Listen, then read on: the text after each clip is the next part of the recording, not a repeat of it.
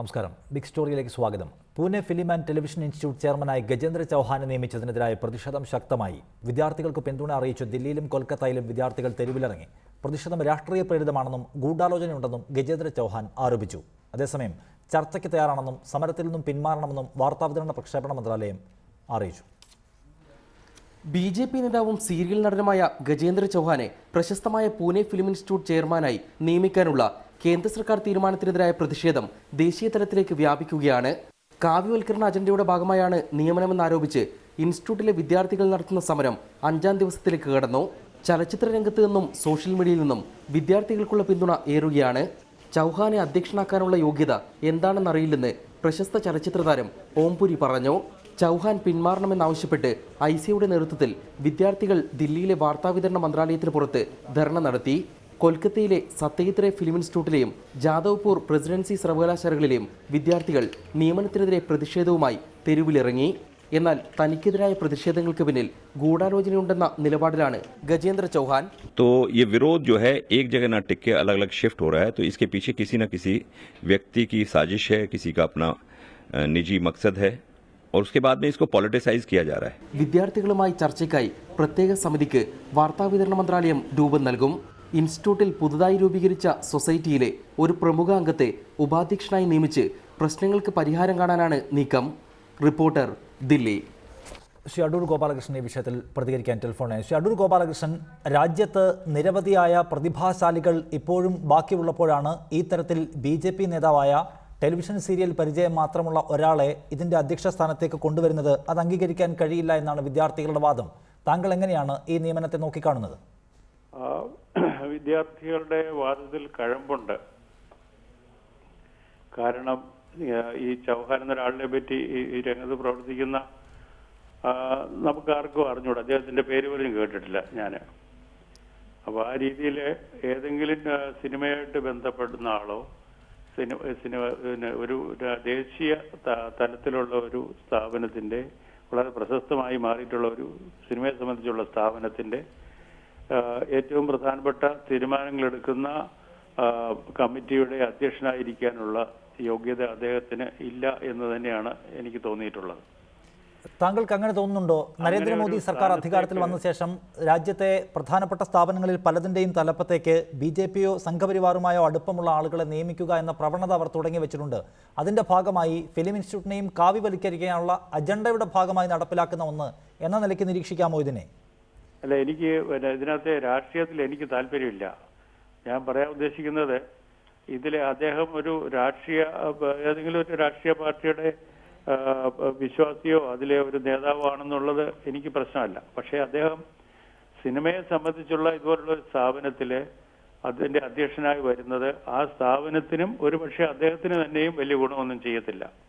എന്തിനാണ് ഇങ്ങനെ വീണ്ടും വിചാരമില്ലാതെ ഒരു തീരുമാനം ഈ മന്ത്രാലയം എടുത്തത് എന്ന് എനിക്ക് മനസ്സിലാവുന്നില്ല. അതേസമയം എനിക്ക് 3-4 പേരുകൾ ഞാൻ പത്രത്തിൽ വായിച്ചതാണ്. 3-4 പേര് അവിടെ ഫിലിം ഇൻസ്റ്റിറ്റ്യൂട്ടിൽ പഠിച്ചിരുന്നവരും പിന്നീട് പ്രശസ്തരായ ഫിലിം മേക്കേഴ്സ് ആയവരുമായ 4-5 പേരുടെ പേര് അതിലുണ്ട്. പിന്നെ ബറുവ, സയ്യിദ് മിർസ, ഗിരീഷ് കർണാട്, ശ്യാം ബെന്നഗൽ തുടങ്ങിയവരുടെ പേരുകൾ ഉയർന്നു വന്നു. അതൊക്കെ പരിഗണിക്കാതെയാണ് ആരെങ്കിലും ചെയർമാൻ ആക്കിയിട്ട് ചൗഹാനെ അതിലൊരു മെമ്പർ ആക്കിയതുകൊണ്ട് കുഴപ്പമില്ല. അങ്ങനെ ഒരാളൊക്കെ ആകാം വേണമെങ്കിൽ. പുറത്തുള്ള ടെലിവിഷന്റെ അദ്ദേഹം ടെലിവിഷൻ സീരിയലുകളിലെ നടനാണെന്ന് പറയുന്നു. ആ നിലയിൽ വേണമെങ്കിൽ അദ്ദേഹത്തിന് അതിൽ വേണമെങ്കിൽ ഒരു അംഗമാകാൻ ഒരു ജനറൽ ബോഡിയിലോ അല്ലെങ്കിൽ അതിന്റെ കൗൺസിലിലോ ഒരു അംഗമാക്കുന്നതിൽ ആരും പരാതി പറയുകയല്ല. അപ്പൊ അതിന്റെ അധ്യക്ഷനാകുന്നത് ആ സ്ഥാപനത്തിനെ സംബന്ധിച്ചിടത്തോളം ദോഷം ചെയ്യും. അദ്ദേഹം പല രാഷ്ട്രീയ പാർട്ടിയിൽ താല്പര്യമുള്ള ആളുകൾ അതിന്റെ ചെയർമാൻമാരായി ഇരുന്നിട്ടുണ്ട്. അതിലൊന്നും എനിക്ക് പരാതിയൊന്നുമില്ല. രാഷ്ട്രീയ വിശ്വാസം അവനവന്റെ സ്വാതന്ത്ര്യമാണ്. അതിനെ നമുക്ക് ചോദ്യം ചെയ്യാൻ അവകാശമൊന്നുമില്ല. പക്ഷെ അതിനുള്ള മറ്റുള്ള യോഗ്യതകളാണ് പ്രധാനം. ആ സ്ഥാപനത്തിന് ഇദ്ദേഹം അധ്യക്ഷനായിരുന്നത് കൊണ്ട് ഏതെങ്കിലും രീതിയിലുള്ള ഫിലിം ഇൻസ്റ്റിറ്റ്യൂട്ടിനെ സംബന്ധിച്ച് പ്രശ്നങ്ങളൊക്കെ അദ്ദേഹം പരിഹരിച്ചു കൊടുക്കുമെന്ന് പറയുന്നുണ്ട്. പക്ഷേ അതിന്റെ ഫിലിം ഇൻസ്റ്റിറ്റ്യൂട്ടിന്റെ പ്രവർത്തനത്തെ പറ്റി ധാരണയില്ലാത്ത ഒരാൾക്ക് അതിന്റെ പ്രശ്നങ്ങൾ എത്ര വിവരിച്ചാലും മനസ്സിലാവത്തില്ല. അപ്പൊ അതുകൊണ്ട് അതിനെപ്പറ്റി കൃത്യമായ ധാരണയും ഇതിന്റെ ഭാവിയെ പറ്റിയുള്ള പിന്നെ പ്രധാനപ്പെട്ട പരിപാടികൾ ആസൂത്രണം ചെയ്യാനുള്ള കഴിവും അറിവും ഒക്കെ ഉള്ള ഒരാളാണ് അവിടെ ഇരിക്കേണ്ടത്. അതാണ് എനിക്ക് അക്കാര്യത്തിലെ വിദ്യാർത്ഥികളുടെ സമരത്തോടെ യോജിപ്പുള്ളത്. പിന്നെ മറ്റു സ്ഥാപനങ്ങളിൽ BJP പിന്നെ പ്രവർത്തകർ അധിപന്മാരാകുന്നോ ഇല്ലയോ എന്നുള്ളത് ഇവിടെ പ്രശ്നമല്ല. അത് നിറയ്ക്കുന്നോ അല്ലയോ എന്നുള്ളത് പ്രശ്നമല്ല. അതിന് രാഷ്ട്രീയത്തിലേക്ക് എന്തായാലും താങ്കൾ കടക്കുന്നില്ല എന്നാണ്. പക്ഷേ ഇത്ര പ്രധാനപ്പെട്ട, ഇത്രമേൽ അംഗീകരിക്കപ്പെട്ട ഒരു സ്ഥാപനത്തിന്റെ തലപ്പത്തേക്ക് അതിനെ നല്ല നിലയ്ക്ക് നയിക്കാൻ കഴിയാത്ത ഒരാളെ കൊണ്ടുവന്ന് സ്ഥാപിക്കുക, അത് സർക്കാരിന് അറിയാത്ത കാര്യമല്ലല്ലോ. പക്ഷേ അവരതിനെ അത്ര ഗൗരവത്തിൽ എടുക്കുന്നുള്ളൂ. ഈ സ്ഥാപനമൊക്കെ ഇങ്ങനെ പോയാൽ മതി എന്ന ലാഘവ ബുദ്ധിയുള്ള നയമാണ് ഈ സർക്കാരിനുള്ളത് എന്ന ആശങ്കയുണ്ടോ? തീർച്ചയായിട്ടും ലാഘവ ബുദ്ധിയോടുകൂടി കാണേണ്ട ഒരു കാര്യമല്ല. സർക്കാരിന് ഇനിയും തിരുത്താൻ സമയമുണ്ട്. മിസ്റ്റർ ചൗഹാനെ പറഞ്ഞ് മനസ്സിലാക്കണം, അദ്ദേഹത്തിന് പറ്റിയ ഒരു സ്ഥാനമല്ല അത്. അദ്ദേഹത്തിന് ഇനിയും ഉയർന്ന വല്ല സ്ഥാനങ്ങളും ഗവൺമെന്റ് കൊടുക്കാമല്ലോ. എത്രയോ സ്ഥാനങ്ങളുണ്ട് ഗവൺമെന്റ് രാജ്യത്ത്. പക്ഷെ ഇവിടെ ഇപ്പൊ BJP-കാരനാണ് പിന്നെ ആനന്ദ് പട്വർദ്ധൻ പറഞ്ഞതായിട്ട് ഞാൻ വായിച്ചു. ഒരു BJP-യുടെ വലിയ നേതാവാണ് ശത്രുഘ്ന സിൻഹ. അദ്ദേഹം ഫിലിം ഇൻസ്റ്റിറ്റ്യൂട്ടിൽ പഠിച്ച ആളാണ്. അദ്ദേഹത്തിനെ ആകട്ടെ അധ്യക്ഷൻ ആരും ചോദ്യം ചെയ്തില്ല. അപ്പോ അദ്ദേഹം ഒരാൾ BJP-കാരനാണ് എന്നുള്ളത് അയോഗ്യതയായിട്ട് ഞാൻ കരുതുന്നില്ല. ഏത് പാർട്ടിയിൽപ്പെട്ട ആളും ആകാം. പക്ഷേ ആ സ്ഥാനത്തിരിക്കാൻ വേണ്ടിയിട്ട് ഈ സ്ഥാപനത്തെ പറ്റിയുള്ള അറിവും ആ സ്ഥാപനത്തിന്റെ പ്രവർത്തനത്തെ പറ്റിയുള്ള വളരെ ഇനി മുൻകാഴ്ചകളൊക്കെ ഉള്ള ഒരാളായിരിക്കണം അതിന്റെ അധ്യക്ഷനാവുന്നത്. ഇത്തരം സമരത്തെ ഒന്നും അങ്ങനെ സർക്കാർ കാണുന്നു കരുതാൻ വയ്യ. അദ്ദേഹത്തിന്റെ നിയമനത്തിന് ശേഷം, അദ്ദേഹത്തെ തീരുമാനിച്ച ശേഷം അദ്ദേഹത്തിന്റെ യോഗ്യതകൾ കണ്ടെത്താൻ ശ്രമിക്കുകയാണ് സർക്കാർ. അദ്ദേഹം സിനിമാ രംഗത്ത് ഏറെക്കാലമായി ഉണ്ട്. ഏറെ പ്രമുഖരുമായി അദ്ദേഹം ചേർന്ന് പ്രവർത്തിക്കുകയും മറ്റും ചെയ്തു. ഈ പ്രതിഷേധങ്ങൾ കാണുമ്പോൾ അത്ഭുതം തോന്നുന്നു എന്നാണ് ചൗഹാൻ തന്നെ പറഞ്ഞത്. അതായത് ഇത് സർക്കാർ അത്ര ഗൗരവത്തിലോ അല്ലെങ്കിൽ ഈ വിഷയത്തെ ക്രിയാത്മകമായി സമീപിക്കാനോ ഉദ്ദേശിക്കുന്നില്ല എന്ന നിലയുണ്ട് എന്ന് തോന്നുന്നു. ചൗഹാൻ ഈ സ്ഥാപനത്തിന്റെ പ്രവർത്തനത്തെ പറ്റി ഒരു ധാരണ ഇല്ലാത്തതുകൊണ്ടാണ് അദ്ദേഹത്തിന് എന്താണ് പ്രശ്നമെന്ന് മനസ്സിലാവാത്തത്. എന്തിനാണ് സമരം ചെയ്യുന്നത് അദ്ദേഹത്തിന് മനസ്സിലാവാത്തത് അതുകൊണ്ടാണ്. കാരണം അദ്ദേഹത്തിന് അറിഞ്ഞുകൂടാ സ്ഥാപനത്തെ പറ്റി, അതുകൊണ്ടാണ്. നന്ദി ശ്രീ അടൂർ ഗോപാലകൃഷ്ണൻ, താങ്കളുടെ പ്രതികരണം അറിയിച്ചതിന്. അജയൻ ഈ സമരത്തിന്റെ സംഘാടകൻ കൂടിയാണ്, അദ്ദേഹം ടെലിഫോൺ ലൈനിലുണ്ട്. അജയൻ, ഇക്കാര്യത്തിൽ നിങ്ങൾ സമരത്തിൽ നിന്ന് പിന്മാറണം, ചർച്ചയ്ക്ക് തയ്യാറാണെന്ന് വാർത്താവിതരണ മന്ത്രാലയം അറിയിച്ചിട്ടുണ്ട്. ആ ചർച്ചയിലേക്ക് പോവുകയാണോ ഇനി നിങ്ങൾ? ആ ചർച്ചയ്ക്ക് എന്തായാലും ഞങ്ങൾ പങ്കെടുക്കുകയാണ് ചെയ്യും.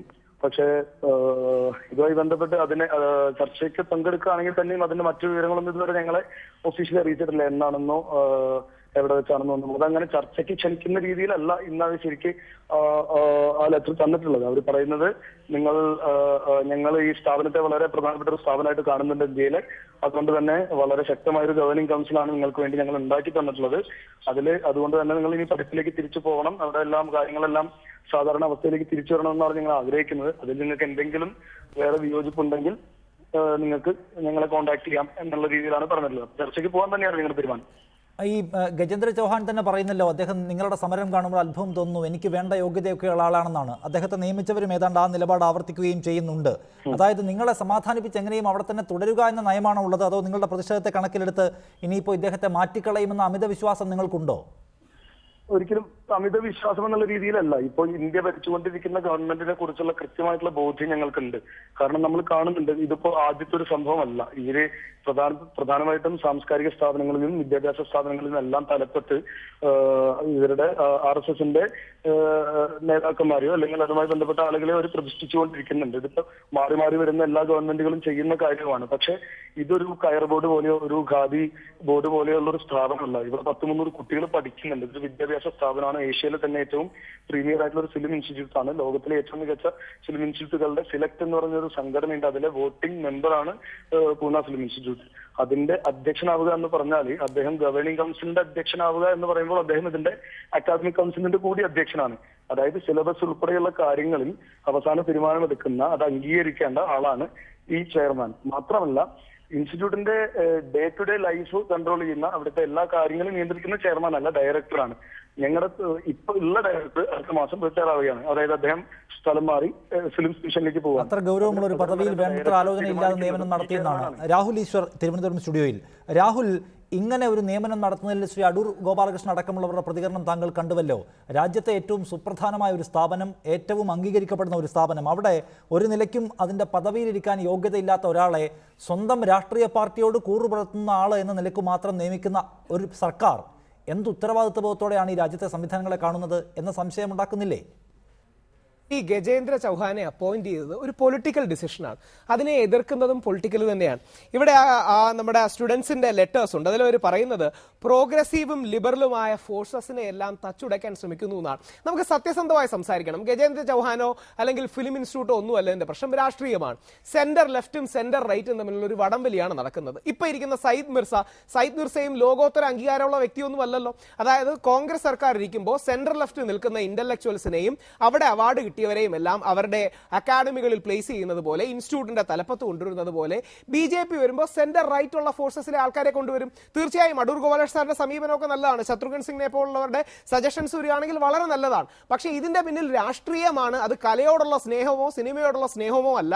പകരം സെന്റർ രാഹുൽ, നേരത്തെ അടൂർ ഗോപാലകൃഷ്ണൻ പറഞ്ഞ പോയിന്റിലേക്ക് തന്നെ വരാം. അതായത് അദ്ദേഹം പറഞ്ഞത് ഏതെങ്കിലും ഒരാൾ അയാളുടെ രാഷ്ട്രീയ പശ്ചാത്തലം നമുക്കൊരു പരിഗണനാ വിഷയമാക്കേണ്ടതില്ല, അയാൾക്ക് ഇവിടെ ഇരിക്കാനുള്ള യോഗ്യത മാത്രം പരിഗണിച്ചാൽ നിങ്ങൾ ശത്രുഘ്ൻ സിൻഹയെ കൊണ്ടുവന്നുള്ളൂ, ഒരു വിരോധവും ഒരു എതിർപ്പുമില്ല.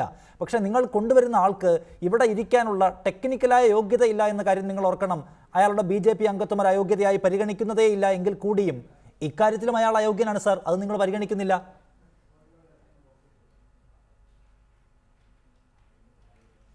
ശ്രീ ഗജേന്ദ്ര ചൗഹാന് 35 വർഷത്തോളമുള്ള എക്സ്പീരിയൻസ് ഉണ്ട്. അദ്ദേഹത്തെക്കാൾ അനുഭവജ്ഞാനമുള്ളവർ ഈ സെന്റർ റൈറ്റിന്റെ കാഴ്ചപ്പാടിൽ ഉണ്ടോ എന്ന് ചോദിച്ചാൽ കാണാം. പക്ഷേ അവരുടെ ലെറ്ററിൽ തന്നെ പറയുന്നത് പോലെ government is trying to curb the voices of liberal and progressive forces. അപ്പൊ ഇതിന്റെ പിന്നിൽ രാഷ്ട്രീയമാണ്. ലിബറൽ ആൻഡ് പ്രോഗ്രസീവ് എന്ന് സ്വയം വിളിക്കുന്നത് ഇടതുകാരാണ്.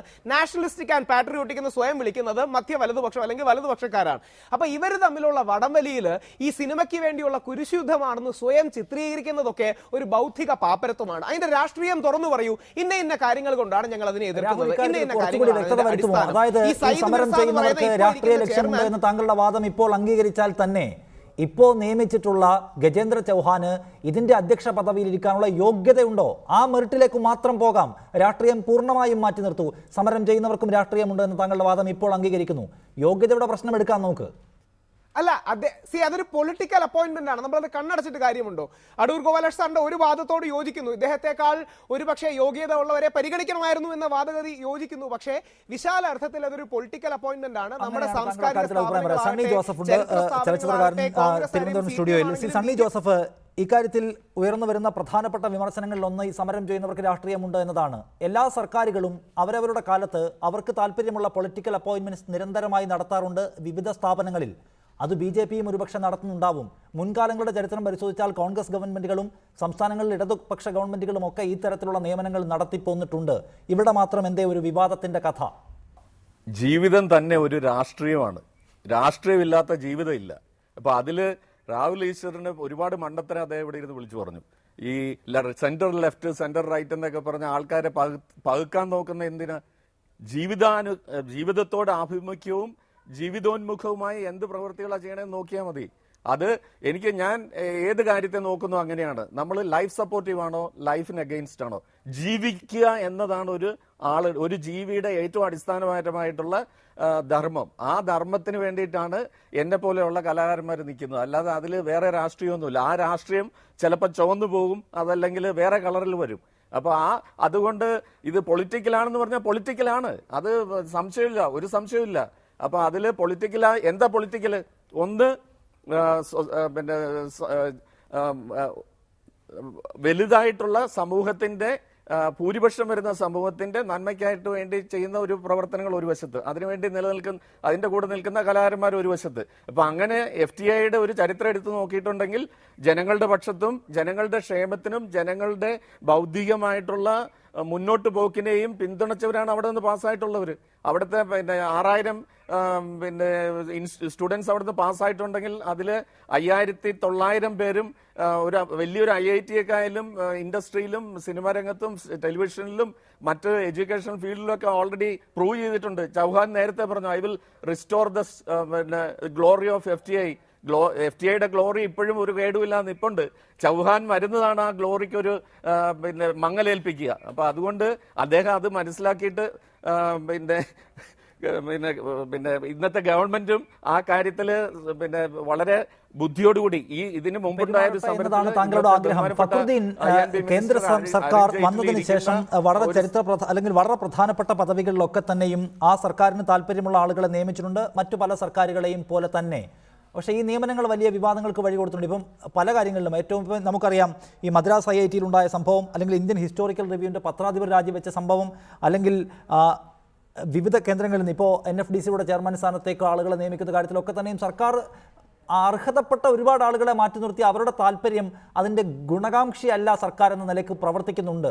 അപ്പോൾ ഈ കാര്യത്തിൽ വലിയ സമരം ഉണ്ടാവുന്നുണ്ട്, സർക്കാരിന് ചർച്ചയിലേക്ക് പോകേണ്ടി വരുന്നുണ്ട് എന്നൊക്കെ കൂടിയും മറിച്ചൊരു തീരുമാനം സർക്കാർ എടുത്തു കളയും. ഇതൊരു വളരെ ക്രിയേറ്റീവായിട്ടുള്ള സെക്ടറാണ്, ഇവിടെ നമ്മൾ ഇങ്ങനെയൊന്നും പെരുമാറാൻ പാടില്ല, അത് ഈ സമരത്തിലൂടെ ബോധ്യപ്പെടുന്നു, അതുകൊണ്ട് ചൗഹാനെ മാറ്റിക്കളയാം എന്ന് സർക്കാർ തീരുമാനിക്കുന്ന കരുതാൻ വല്ല വഴിയുമുണ്ടോ? അല്ല, അങ്ങനെ കരുതാൻ വഴിയുണ്ടോന്ന് വെച്ചാൽ മോഡിയുടെ ഒരു സ്വഭാവം വെച്ചിട്ടൊന്നും അങ്ങനെ എനിക്ക് തോന്നുന്നില്ല. അങ്ങനെ സ്മൃതി ഇറാനി മോശക്കാരിയാന്നല്ല പറഞ്ഞത്, അവരെക്കാട്ടും നല്ല ഈ മാനവശേഷി വികസന വകുപ്പ് കൈകാര്യം ചെയ്യാൻ പറ്റുന്ന ആളുകൾ ഉണ്ടായിരുന്നു BJP തന്നെ, അവർക്കൊന്നും കൊടുത്തിട്ടില്ലല്ലോ. അപ്പൊ അതുകൊണ്ട് തന്നെ അത് മോഡിയെ സംബന്ധിച്ചിടത്തോളം കുറെ മീഡിയ ഒക്കെ എല്ലായിടത്തും കൂടെ ചിരുത്തിയിട്ട് മോഡിയുടെ RSSന്റെ അജണ്ട നടപ്പിലാക്കുക എന്നുള്ള കൃത്യമായ ഒരു ഉദ്ദേശമുണ്ട്. ആ ഉദ്ദേശത്തിൽ വളരെ കൃത്യമായിട്ടുള്ള റിയാക്ഷൻ, പ്രതിലോമകരമായിട്ടുള്ള പിന്നോട്ടടിയുടെ താലിബാനൈസേഷന്റേതുമായിട്ടുള്ള ഒരു രാഷ്ട്രീയമുണ്ട്. ഇത് കൺസർവേറ്റീവ് ആണ് എന്ന് ഞാൻ പറയില്ല. കാരണം കൺസർവേറ്റീവ് ആയി കഴിഞ്ഞാൽ കൺസർവേറ്റീവ് ആയ കാര്യങ്ങൾക്ക് ഒരു പ്രോഗ്രസീവ് എലമെന്റ് ഉണ്ട്. ഉദാഹരണമായി ജർമ്മനിയിലേക്കുള്ള ജർമ്മൻ കൺസർവേറ്റീവ് പാർട്ടി ഇതല്ല, വളരെ താലിബാൻ സ്വഭാവമുള്ള ഒരു തരത്തിലുള്ള ഇടപെടലാണ് നടത്തുന്നത്. പക്ഷേ നിലവിൽ ഈ BJP ഗവൺമെന്റ് അധികാരത്തിൽ വന്നത് അവര് ഈ ഗുജറാത്ത് കലാപത്തിന് സമയത്ത്, ഗുജറാത്തിൽ 2002 ഇലക്ഷൻ സമയത്തൊക്കെ മോഡി വർഗീയത പറഞ്ഞിട്ടുണ്ട്. വികസനം എന്നൊരു കാര്യം മുൻനിർത്തിയാണ് വന്നിട്ടുള്ളത്. അതുമായി ബന്ധപ്പെട്ട് വിവിധ മേക്ക് ഇൻ ഇന്ത്യ പോലെയുള്ള പരിപാടികളെല്ലാം ആവിഷ്കരിക്കുകയും ചെയ്യുന്നുണ്ട്. പക്ഷേ ഇത് ആവിഷ്കരിക്കുന്നതോടൊപ്പം തന്നെ ഇത്തരം തരത്തിലുള്ള അങ്ങേയറ്റം താലിബാനിസ്റ്റ് സ്വഭാവമുള്ള സാംസ്കാരികമായിട്ടുള്ള ബൗദ്ധികമായിട്ടുള്ള ഇടപെടലുകൾ നടത്തുമ്പോൾ ആത്യന്തികമായി ആ അജണ്ട അവിടെ കിടക്കും, ഈ അജണ്ട മുന്നോട്ട് പോകും, രാജ്യം അവിടെ തന്നെ കിടക്കും. ആളുകൾ എന്തെങ്കിലും ചോദ്യം ചോദിക്കും, അതിന് മറുപടിയായി വികസനം, ഇപ്പം അരുവിക്കാരെ പോലും വികസനമാണ് പറയുന്നത്. സത്യത്തിൽ വികസനത്തെക്കാൾ ഇവിടെ കൂടുതൽ പോകുന്ന യോഗി ആദിത്യനാഥിനെ പോലെയുള്ള സാക്ഷി മഹാരാജിനെ പോലുള്ള ആളുകൾ പറയുന്ന ഫാസിസ്റ്റ് മുദ്രാവാക്യങ്ങളും അവരെ ഉയർത്തുന്ന ഫാസിസ്റ്റ് ആശയങ്ങളുമാണ്.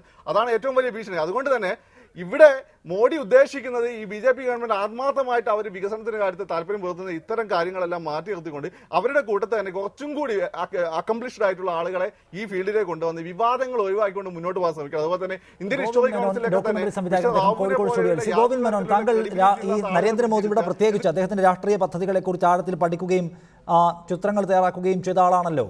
താങ്കൾ എങ്ങനെയാണ് ഇതിനെ കാണുന്നത്? ഇത് കേവലമായി നരേന്ദ്രമോദി അധികാരത്തിൽ വന്ന ശേഷം അദ്ദേഹത്തോടൊപ്പം നിൽക്കുന്നവർക്കെല്ലാം പരമാവധി പദവികൾ കൊടുത്ത് അവരെ തൃപ്തിപ്പെടുത്തുക എന്നതിനപ്പുറത്തേക്ക് മോദിക്ക് എല്ലാ മേഖലയിലും തൻ്റെ രാഷ്ട്രീയം കടത്തിവിടാനുള്ള അദ്ദേഹത്തിൻ്റെ അജണ്ടയുടെ കൃത്യമായ പദ്ധതിയുടെ ഭാഗമായി നിയമനങ്ങൾ നടത്തിപ്പോകുന്നു, അത് അപകടമുണ്ടാക്കുമെന്ന അഭിപ്രായമുണ്ടോ? ഞാൻ നോക്കിക്കാണുന്നത് ഇതിനെ രണ്ട് തരത്തിലാണ്. ഒന്ന്, പൂന ഫിലിം ഇൻസ്റ്റിറ്റ്യൂട്ട് പോലെ പ്രഗത്ഭമായ ഒരു ഇൻസ്റ്റിറ്റ്യൂഷൻ, ഒരു കലാലയത്തിനെ നേതൃത്വം വഹിക്കാനുള്ള പാഠവമോ അനുഭവ സമ്പത്തോ പരിചയം ഇല്ലാത്ത ഒരാളാണ് ഗജേന്ദ്ര ചൗഹാൻ. അയാൾ ആകെ കൂടെ ചെയ്ത ഏതോ 2-3 B ഗ്രേഡ് സിനിമകളിൽ അഭിനയിക്കുകയും മഹാഭാരതത്തിൽ യുധിഷ്ഠിരനായിട്ട് അഭിനയിക്കുകയും ചെയ്തതാണ്. അതാണ് നമ്പർ 1. നമ്പർ 2 എന്ന് പറഞ്ഞാൽ ഇത് സാംസ്കാരിക ഫാസിസത്തിന്റെ ഉത്തമ ഉദാഹരണമാണ്.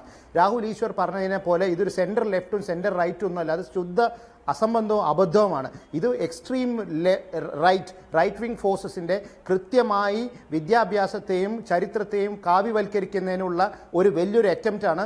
നേരത്തെ സൂചിപ്പിച്ച പോലെ തന്നെ അംബേദ്കർ പെരിയാർ സ്റ്റഡി സർക്കിൾ, അതിൻ്റെ മുകളിലുള്ള ബാൻ, ഇതുപോലെ വിദ്യാഭ്യാസത്തിലുള്ള പാഠ്യപദ്ധതികളെ കാവ്യവൽക്കരിക്കുക. അപ്പോൾ കൃത്യമായിട്ടുള്ള ഒരു സാഫ്രണൈസിങ് അജണ്ട, ഒരു സാഫ്രണൈസിങ് പ്രോജക്റ്റിൻ്റെ ഇപ്പോൾ വന്നിരിക്കുന്ന ഒരു സാധനമാണ് ഈ ഗജേന്ദ്ര ചൗഹാന്റെ അപ്പോയിൻമെന്റ് എന്നാണ് ഞാൻ അത് നോക്കിക്കാണുന്നത്. മാത്രമല്ല, നിങ്ങൾ ഒരു കാര്യം മനസ്സിലാക്കണം, ഈ ഫിലിം ഇൻസ്റ്റിറ്റ്യൂട്ട് എന്ന് പറഞ്ഞ പോലെ തന്നെ ഈ കലാലയങ്ങൾ വളരെ ക്രിയാത്മകമായിട്ടുള്ള പ്രൊട്ടസ്റ്റും ഡിസെന്റും പുറത്തു കൊണ്ടുവരുന്ന ഒരു ഇതാണ്, അല്ലാണ്ട് യാന്ത്രികമായി ഓരോന്ന് പഠിക്കുകയല്ല. സണ്ണി ജോസഫ് സാർ പറഞ്ഞ് ഞാൻ കൃത്യമായിട്ട് അംഗീകരിക്കുന്നു. ജീവിതത്തിൽ രാഷ്ട്രീയമുണ്ട്, നമ്മൾ കാണുന്നത് ശ്വസിക്കുന്നതിനും കഴിക്കുന്നതിനും എല്ലാറ്റിനും രാഷ്ട്രീയമുണ്ട്. അപ്പോൾ ഇത് കൃത്യമായും കാവ്യവൽക്കരണത്തിന്റെ അജണ്ട, സാഫ്രൻ അജണ്ടയുടെ ഒരു ഭാഗമായിട്ടാണ് ഗജേന്ദ്ര ചൗഹാനെ അപ്പോയിന്റ് ചെയ്തിരിക്കുന്നത്. അജയൻ, അവിടുത്തെ വിദ്യാർത്ഥികൾ ഒന്നടങ്കം ഈ വിഷയത്തിൽ ഗജേന്ദ്ര ചൗഹാന്റെ നിയമനം അംഗീകരിക്കാൻ കഴിയില്ല എന്ന പൊതുവികാരത്തിലേക്ക് എത്തിയിട്ടുണ്ടോ? അതോ അക്കാര്യത്തിൽ വിരുദ്ധാഭിപ്രായമുള്ളവർ അവിടെ നിങ്ങളുടെ കൂട്ടത്തിലുമുണ്ടോ?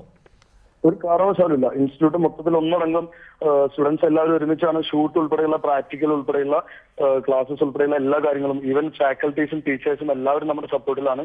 ആരും ക്ലാസ് എടുക്കുന്നില്ല, ആരും ക്ലാസ് അറ്റൻഡ് ചെയ്യുന്നില്ല. പക്ഷേ ഈ ചർച്ചയിൽ എനിക്ക് വേറൊരു കാര്യം കൂടി പറയാനുണ്ട്. അതായത് ഈ രാഹുൽ ഈശ്വർ എന്നുള്ളൊരു മണ്ടത്തരമുണ്ടല്ലോ, അയാൾ ഇന്നലത്തെ ഒരു മണ്ടത്തരം പോലെയുള്ള ഒരു ചെയ്ത്താണ് നരേന്ദ്രമോദി ചെയ്തിട്ടുള്ളത്. കാരണം ഒരു പൊളിറ്റിക്കൽ അപ്പോയിന്റ്മെന്റ് നടത്താനുള്ള ഒരു സ്ഥലമല്ല അത്. നിങ്ങളിപ്പോ സാഹിത്യ അക്കാദമിയിലും കേന്ദ്ര സാഹിത്യ അക്കാദമിയിലും സംഗീത നാടക അക്കാദമിയിലൊക്കെ മാറി മാറി വരുന്ന സർക്കാരുകളെ അനുസരിച്ച് അവരവർക്ക് ഇഷ്ടമുള്ള ആളുകളെ വെക്കുന്നത് പോലെയല്ല. ഇതൊരു വിദ്യാഭ്യാസ സ്ഥാപനമാണ്. ഫിലിം ഇൻസ്റ്റിറ്റ്യൂട്ടിനോട് ചെയ്ത കാര്യം നിങ്ങൾ IIT ചെയ്യോ? നിങ്ങൾ IIM ചെയ്യോ? നിങ്ങൾ എയിംസിന്റെ ഹെഡായിട്ട് നിങ്ങൾ MBBS പാസ്സാവാത്തതിനെ കൊണ്ടുപോയി വെക്കോ? അതായത് ഇത് എന്തൊരു അപ്സെഡ് ആണിത് എന്നുള്ളതാണ്. എന്ന് വെച്ചാൽ ജനങ്ങൾ മനസ്സിലാക്കേണ്ട ഒരു കാര്യം, ഈ ചർച്ചയിൽ ആഡ് ചെയ്യാൻ പറ്റുന്ന ഒരു കാര്യം കൂടി എനിക്ക് സൂചിപ്പിക്കാനുണ്ട്. ഇത് ഗജേന്ദ്ര ചൗഹാൻ മാത്രമല്ല. ആദ്യം ഞങ്ങളും അങ്ങനെയാണ് വിചാരിച്ചത്. സമരം തുടങ്ങിയതിനു ശേഷമാണ് ഗവേണിംഗ് കൗൺസിലിന്റെ മുഴുവൻ ആളുകളുടെയും ലിസ്റ്റ് വന്നത്. അതിനകത്തുള്ള 6 പേര്, അതായത് 13 പേരാണ് ഈ ഗവേണിംഗ് കൗൺസിലുള്ളത്. അതിൽ 6 പേര് എല്ലാവരും RSS ആണ്. വെറും RSS ആണ്. അവർക്ക് സിനിമയുമായിട്ട് യാതൊരു ബന്ധവുമില്ല. രാഹുൽ ഈശ്വർ, അതായത് ആ സ്ഥാപനം അങ്ങനെ നല്ല നിലയ്ക്ക് പുരോഗമിച്ചു പോകണം എന്ന ഉദ്ദേശം സർക്കാരിനില്ല എന്ന് തോന്നും. നേരത്തെ ചൂണ്ടിക്കാട്ടിയതുപോലെ ഒരു സർവകലാശാലയുടെ VC നിയമിക്കുന്ന പ്രാധാന്യം ഇതിന് കാണണം. അവിടെ ഒരു രാഷ്ട്രീയ നിയമനം നടത്താൻ ഒരു രാഷ്ട്രീയക്കാരനെ നിയമിക്കാൻ കഴിയില്ലല്ലോ, അതിനുവേണ്ട യോഗ്യതയുള്ള ആളെ അല്ലാതെ. അപ്പോൾ ഒരു പൊളിറ്റിക്കൽ അപ്പോയിൻമെൻറ്റ് എന്ന ന്യായം ഇവിടെ പ്രസക്തമല്ല. കാരണം ഈ സ്ഥാപനം ലോകത്ത് ശ്രദ്ധിക്കപ്പെടുന്ന ഒരു സ്ഥാപനമാണ്. അതിൻ്റെ തലപ്പത്ത് അതുമായി ബന്ധപ്പെട്ട് അതിനുവേണ്ടി മാത്രം ജീവിതം ഒഴിഞ്ഞുവെച്ച, അതിന്മേൽ അത്രമേൽ പ്രതിഭകളായ ആളുകളുടെ ഒരു നിര ഈ രാജ്യത്ത് ബാക്കിയുള്ളപ്പോൾ ഇതൊക്കെ പാതകമാണ്.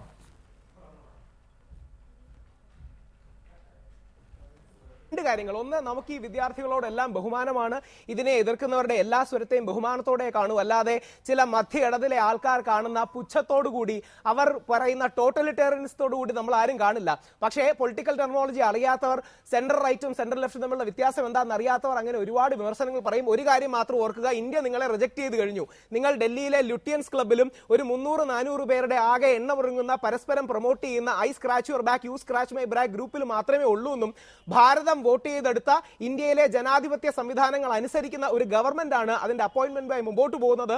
വിമർശനങ്ങളെ സഹിഷ്ണുതയോടെ കണ്ടുകൊണ്ട് എല്ലാവരെയും ഇൻക്ലൂസീവായി മുമ്പോട്ട് പോകും. പക്ഷേ പഴയ രീതിയിലുള്ള നെഹ്റുവിയൻ മാർക്സിസ്റ്റുകാരെ എല്ലായിടത്തും അക്കോമഡേറ്റ് ചെയ്യുമെന്ന് വിചാരിച്ചാൽ അത് വേണ്ട. അത് കഴിഞ്ഞ കാലത്തിന്റെയാണ്. നിങ്ങൾക്ക് മാർക്സിസ്റ്റുകാരുടെയോ BJP-കാരുടെയോ പ്രശ്നമല്ല എന്ന് നേരത്തെ തന്നെ നമ്മൾ പറഞ്ഞു. രാഹുൽ, ഇതിൽ നിങ്ങൾ ഒരു സർവകലാശാലയുടെ തലപ്പത്ത് ഒരു VC നിയമിക്കുന്ന പ്രാധാന്യം നിങ്ങൾ ഇതിന് കൽപ്പിക്കാത്തത് എന്ത് എന്നതാണ്.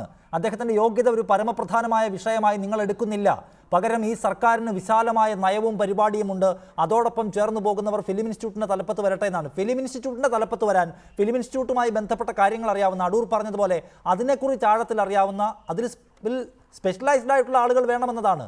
അതിന് ഈ സർക്കാരിൻ്റെ നയപരിപാടികളെക്കുറിച്ച് ബോധ്യമുള്ളവരല്ല ഫിലിം ഇൻസ്റ്റിറ്റ്യൂട്ടിൻ്റെ തലപ്പത്ത് വരേണ്ടത്. അതെന്തേ മനസ്സിലാക്കാത്തത്?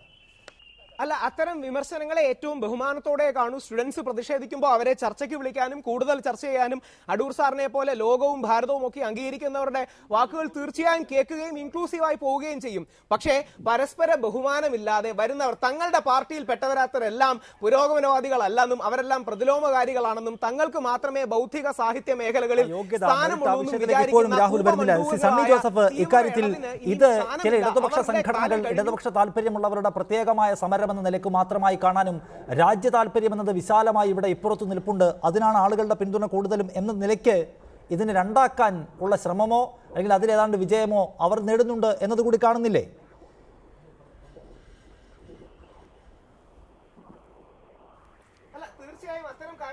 സണ്ണി ജോസഫ്, എന്റെ ചോദ്യം താങ്കളോട്.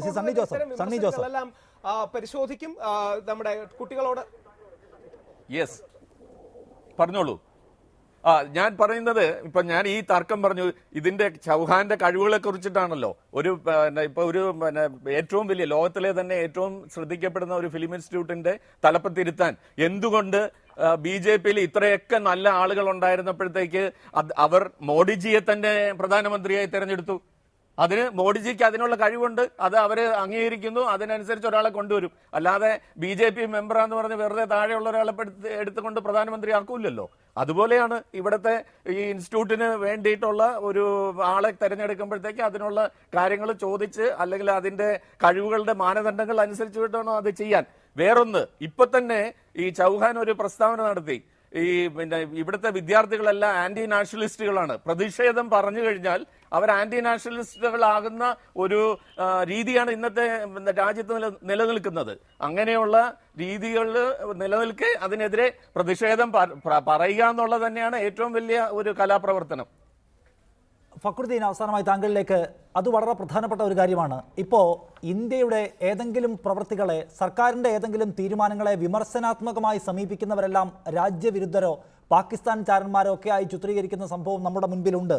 അതിപ്പോൾ സൈന്യത്തിൻ്റെതാണെങ്കിലും അല്ലെങ്കിൽ സർക്കാർ തീരുമാനത്തിൻ്റെതൊക്കെ ആണെങ്കിലും അതിലെ ഏതെങ്കിലും തരത്തിലുള്ള നെഗറ്റീവ് വശങ്ങൾ ചൂണ്ടിക്കാണിക്കുകയോ ശ്രദ്ധയിൽപ്പെട്ടാൽ അത് പറയുകയോ ചെയ്താൽ രാജ്യവിരുദ്ധരായ ആളുകൾ രാജ്യത്തിനെതിരെ സംസാരിക്കുന്നു എന്ന നിലയിലേക്ക് മാറ്റാൻ അവർക്ക് കഴിയുന്നുണ്ട്. അതിൽ വലിയ തരത്തിലുള്ള അക്സെപ്റ്റൻസും അവർക്ക് അവിടെ നേടാൻ കഴിയുന്നുണ്ട് എന്നതിനെ ഗൗരവതരമായി കാണുന്നില്ലേ? തീർച്ചയായും ആ രീതിയിൽ തന്നെയാണ് കാണുന്നത്. അതുകൊണ്ടാണ് ഞാൻ ഇത് സെന്റർ റൈറ്റ് അല്ല, തീവ്ര എക്സ്ട്രീം റൈറ്റ് ആയതുകൊണ്ടാണ്, ഫാസിസ്റ്റ് സ്വഭാവമുള്ള റൈറ്റ് ആയതുകൊണ്ടാണ് ഈ ഒരു പ്രശ്നമുള്ളത്. പിന്നെ രണ്ടാമത്തെ കാര്യം, ഇന്ത്യ ഭരിക്കാനുള്ള അവകാശം നേടിയെന്ന് പറയുന്നത്, നിങ്ങൾ കാര്യം 31% വോട്ടേ കിട്ടിയിട്ടില്ല. ഏറ്റവും അനുകൂലമായ സാഹചര്യത്തിലും ഈ 31% വോട്ട് വെച്ചുകൊണ്ട് ബാക്കിയുള്ള 69% മേളിൽ കാര്യങ്ങൾ അടിച്ചേൽപ്പിക്കാൻ ശ്രമം നടത്തിയ എന്ത്, നിങ്ങൾ ബിരിയാണി ആയാലും യോഗ ആയാലും ഈ പറഞ്ഞ ചൗഹാൻ ആണെങ്കിലും അത് അതിശക്തമായി തന്നെ ജനാധിപത്യ, രാഹുൽ ഈശ്വറിന്റെ ഭാഷ പറഞ്ഞാൽ തീവ്ര ലെഫ്റ്റ് അല്ല, സെൻട്രൽ ലെഫ്റ്റ് ആയിട്ടുള്ള ആളുകൾ അത് ജനാധിപത്യപരമായി ലോകത്ത് എല്ലായിടത്തും സ്വേച്ഛാധിപതികൾക്കെതിരെ, ഫാസിസ്റ്റുകൾക്കെതിരെ ജനാധിപത്യ ബോധമുള്ള ജനം അങ്ങനെ തന്നെയാണ് പ്രതികരിച്ചുള്ളത്. അത് നിങ്ങൾ എന്തൊക്കെ തന്നെ പേര് പറഞ്ഞത്. പിന്നെ ലുട്ടൻസ് ക്ലബ്ബിലുള്ള ആളുകളല്ല, ലുട്ടൻസ് ക്ലബ്ബിൽ ഈ ബോൾ കിട്ടി കളിക്കുന്നവൻ ആരെന്നറിയോ? ഇവിടുത്തെ ധനകാര്യമന്ത്രിയായിട്ടുള്ള ഈ ജെയിനെ പോലെയുള്ള ആളുകളാണ്. ഇന്ത്യയിലെ ഇപ്പോൾ നരേന്ദ്രമോദിയുടെ പ്രധാനപ്പെട്ട താങ്കളുടെ അഭിപ്രായം. അജയൻ, അവസാനമായി താങ്കളുടെ ഈ വിഷയത്തിൽ ഇദ്ദേഹത്തെ മാറ്റുകയല്ലാതെ ഈ സമരം തീർക്കാൻ മറ്റു വഴിയൊന്നുമില്ല എന്ന കർശന നിലപാടിൽ തന്നെയാണോ നിങ്ങൾ? അല്ലാതെ മറ്റേതെങ്കിലും തരത്തിലുള്ള ഫോർമുല കൊണ്ട് ഈ സമരം പരിഹരിക്കാൻ കഴിയില്ല എന്ന്? അല്ല, ഇത് അദ്ദേഹത്തെ മാറ്റുക എന്നുള്ളതിനേക്കാളും ഒരു പടി കൂടി കടന്നിട്ട് ഈ സമരം പോയിരിക്കുകയാണ്. കാരണം ഈ ഗവർണിംഗ് കൗൺസിൽ മെമ്പേഴ്സ്, ഇപ്പൊ നേരത്തെ സണ്ണി സാർ പറയണ്ടായില്ലേ, അത് സണ്ണി സാറിന് പറ്റിയൊരു തെറ്റാണ്. അത് ഞാൻ അദ്ദേഹത്തെ കറക്റ്റ് ചെയ്യണം. അത് ചൗഹാൻ അല്ല, അത് പറഞ്ഞത് ഈ ഗവർണിംഗ് കൗൺസിലുള്ള മറ്റൊരു അംഗമാണ്. അവര് കൃത്യമായിട്ട് പറയുന്നുണ്ട്, ഞങ്ങൾക്കൊരു അജണ്ട ഉണ്ട്, കാരണം ഞാൻ 100% RSSകാരിയാണ്, അതുകൊണ്ടാണ് പറയുന്നത് ഇൻസ്റ്റിറ്റ്യൂട്ടിലെ സിനിമകളിലേക്ക് ആർഷഭാരത സംസ്കാരം കൂടി കൊണ്ടുവരിക, അവരെ സദാചാരം പഠിപ്പിക്കുക. അതിന് ഭരണതലത്തിൽ മുഴുവൻ സംഘപരിവാർ ആളുകളെ കൊണ്ടുവരുന്നതിനെതിരെയുള്ള സമരമായി അത് രൂപപ്പെട്ട് കഴിഞ്ഞിരിക്കുന്നു. അതിൽ കോംപ്രമൈസ് ഇല്ല എന്നാണ്. നന്ദി പ്രതികരിച്ചതിന് അജയൻ. ശ്രീ ഗോവിന്ദ് മേനോൻ, താങ്കളിലേക്ക് അധികം സമയം നൽകാൻ കഴിയാത്തതിൽ ഞാൻ ആത്മാർത്ഥമായി ക്ഷമ ചോദിക്കുന്നു. ഫക്രുദ്ദീൻ അലി, രാഹുൽ ഈശ്വർ, സണ്ണി ജോസഫ്, ശ്രീ അടൂർ ഗോപാലകൃഷ്ണൻ ഈ ചർച്ചയിൽ പങ്കെടുത്തതിന് നന്ദി.